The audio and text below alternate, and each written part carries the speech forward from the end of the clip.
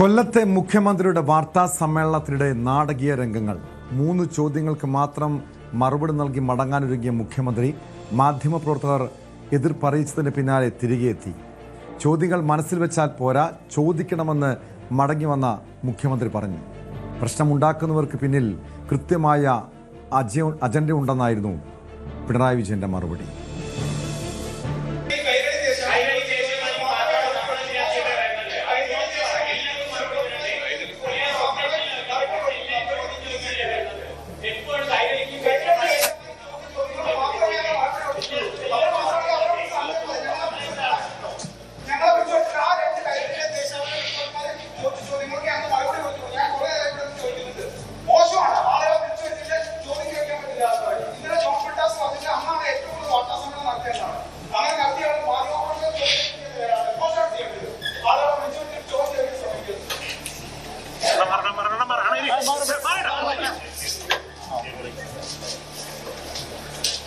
ചോദ്യം മനസ്സിലുണ്ടായാ പോരാ,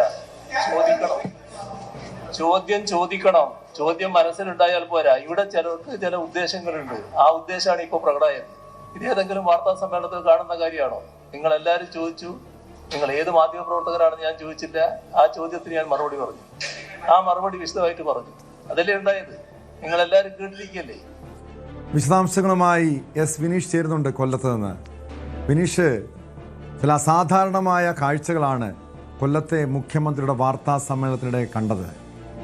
സാധാരണഗതിയിൽ മാധ്യമപ്രവർത്തകരുടെ കടക്കുപുറത്തെന്ന് പറയാറുള്ള പിണറായി വിജയൻ ഇത്തവണ മാധ്യമപ്രവർത്തകർ മുഖ്യമന്ത്രി മടങ്ങിപ്പോയപ്പോൾ, അതായത് വാർത്താ സമ്മേളനം കഴിഞ്ഞ് മടങ്ങിപ്പോയപ്പോൾ അവിടെ പ്രകോപനപരമായിട്ടുള്ള ചോദ്യങ്ങൾ ഉന്നയിക്കുന്നു.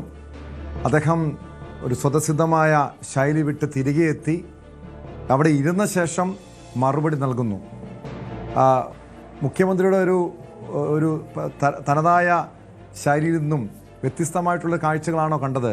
എന്താണ് അവിടെ നിന്നും വിനീഷിന് മനസ്സിലാക്കാൻ പറ്റിയത്? അദ്ദേഹത്തിൻ്റെ ഒരു ശൈലി എങ്ങനെയായിരുന്നു? തീർച്ചയായും, അതായത് ഒരു വിഭാഗം മാധ്യമങ്ങളുടെ ചോദ്യങ്ങൾക്ക് മാത്രമാണ് മുഖ്യമന്ത്രി മറുപടി നൽകുന്നു എന്നാണ് മാധ്യമപ്രവർത്തകരുടെ ഒരു ആരോപണം. ശരിക്കും സംഭവം ഇങ്ങനെയാണ് ടോം. ഇന്ന് ഒരു 10 മണിക്കായിരുന്നു മുഖ്യമന്ത്രി മാധ്യമങ്ങളെ കണ്ടത്. വന്നുടനെ 3 ചോദ്യങ്ങൾ ചോദിച്ചു. അത് കൈരളി ടിവിയുടെയും അതുപോലെ തന്നെ ദേശാഭിമാനിയുടെയും റിപ്പോർട്ടർമാരാണ് ചോദ്യം ചോദിച്ചത്. 3 ചോദ്യങ്ങൾക്കും കൃത്യമായി മറുപടി നൽകിയിട്ട് മൈക്ക് ഓഫ് ചെയ്ത് തനത് ശൈലിയിൽ തന്നെ ഇനി നാളെയാകാം എന്ന് പറഞ്ഞ് മുഖ്യമന്ത്രി വാർത്താ സമ്മേളനം അവസാനിപ്പിച്ച് മടങ്ങുകയായിരുന്നു. അപ്പോഴാണ് മാധ്യമപ്രവർത്തകർ മറ്റ് ചോദ്യങ്ങൾ ചോദിച്ചു. പക്ഷേ ഇതിനൊന്നും തന്നെ മറുപടി നൽകിയില്ല. നമുക്കറിയാം, നിലവിലെ രാഷ്ട്രീയ സാഹചര്യം വെച്ച് നിരവധി ചോദ്യങ്ങൾ മാധ്യമപ്രവർത്തകർക്ക് ചോദിക്കേണ്ടതായിട്ടുണ്ട്. ഈ ചോദ്യങ്ങൾക്കൊന്നും തന്നെ മറുപടി നൽകാതെ മടങ്ങിയപ്പോഴാണ് മാധ്യമപ്രവർത്തകർ ക്ഷുഭിതരായി സംസാരിച്ചത്. അതായത് കൈരളി ടിവിയുടെ റിപ്പോർട്ടർമാർക്ക് മാത്രമേ മറുപടി നൽകുകയുള്ളൂ, ഞങ്ങൾ ചോദിച്ചാൽ മറുപടി നൽകില്ല എന്ന തരത്തിലാണ് മുഖ്യമന്ത്രി നേരെ ചോദ്യം ഉണ്ടായത്. അങ്ങനെ ടോം സൂചിപ്പിച്ചതുപോലെ തന്നെ മുഖ്യമന്ത്രി തിരികെ വരികയും വീണ്ടും അവിടെ തന്നെ വാർത്താ സമ്മേളനം നടത്താൻ ഇരുന്ന കസേരയിൽ തന്നെ വന്നിരിക്കുകയും ചെയ്തു. എന്നിട്ടാണ് ഈ മാധ്യമങ്ങളോട് പറഞ്ഞത്, ചോദിക്കേണ്ട ചോദ്യം മനസ്സിലിരുന്നാൽ പോരാ, അത് ചോദിക്കണം എന്നടക്കമുള്ള കാര്യം പറയുകയും ചെയ്തു. അതുപോലെ തന്നെ ഒരു അങ്ങനെ ഒരു ചോദ്യങ്ങൾ, കൃത്യമായ ചോദ്യങ്ങൾ മാധ്യമപ്രവർത്തകർ ചോദിച്ചിരുന്നില്ലേ? കാരണം നേരത്തെ സൂചിപ്പിച്ചതുപോലെ 3 ചോദ്യങ്ങൾക്ക് മാത്രം മറുപടി നൽകി അദ്ദേഹം മടങ്ങിപ്പോകുന്നു. അതായത് കൃത്യമായും മാധ്യമങ്ങൾ ഉന്നയിച്ച ചോദ്യങ്ങൾക്ക് അദ്ദേഹം മറുപടി നൽകാതെ മടങ്ങുകയായിരുന്നു.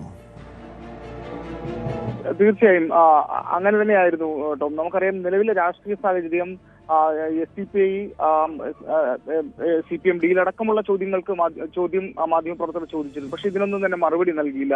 അങ്ങനെ നിരവധി ചോദ്യങ്ങൾ ചോദിക്കേണ്ടതായിട്ട് ഉണ്ടായിരുന്നു. അതിനൊന്നും തന്നെ മറുപടി നൽകാതെയാണ് ഇപ്പോഴാണ് മാധ്യമപ്രവർത്തകർ ചോദിച്ചത്. പിന്നെ എന്തിനാണ് വാർത്താ സമ്മേളനം വിളിച്ചതെന്നടക്കം ചോദിച്ചു. അങ്ങനെ ആ ഒരു ചോദ്യം ഉയർന്നു വന്നപ്പോഴാണ് മുഖ്യമന്ത്രി തിരികെ വരികയും കസേരയിലിരിക്കുകയും ചെയ്തത്. ചോദ്യം മനസ്സിലുണ്ടായാൽ പോരാ, ചോദ്യം ചോദിക്കണം.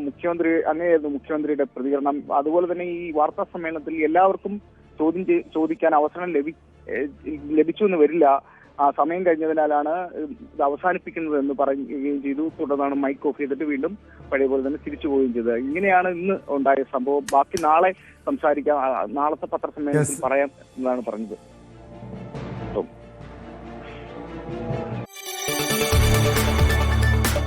കൂടുതൽ വാർത്തകൾക്ക് news 18 Keralam YouTube channel subscribe ചെയ്യുക.